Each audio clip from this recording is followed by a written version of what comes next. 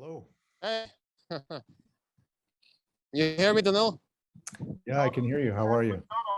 Good, good. Just outside McDonald's now, so we've got the full protest. Tell me where you're at.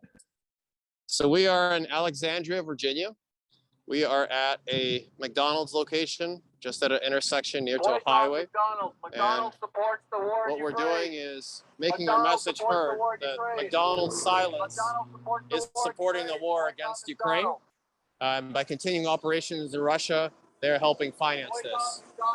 And so we have all gathered together.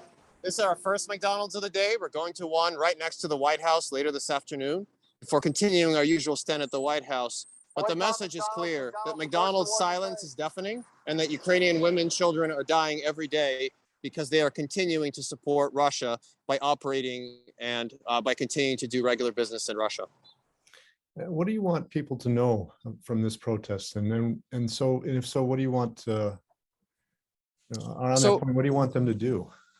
What we want is for Americans to know the truth about the companies that continue to operate in Russia still.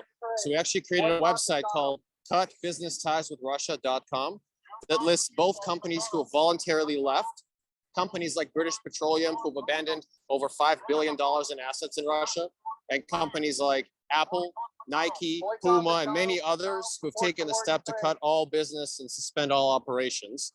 And we also want people to know that there are big corporations, including McDonald's, PepsiCo, Coca-Cola, Amazon, and Starbucks, who are continuing to operate as normal in Russia, who are continuing to help finance the Russian war by financing the Russian budget and state. And that's an important message that there is not a lot of awareness about that we're hoping to spread, that people need to boycott companies like that until they make the right move and stand up towards Russia and their stance of killing Ukrainian civilians in Ukraine. Well, Yado, thank you for taking the time to speak with me. I hope we can keep in touch, and I want to know more about what you are going to be doing. And send me any information you have on this.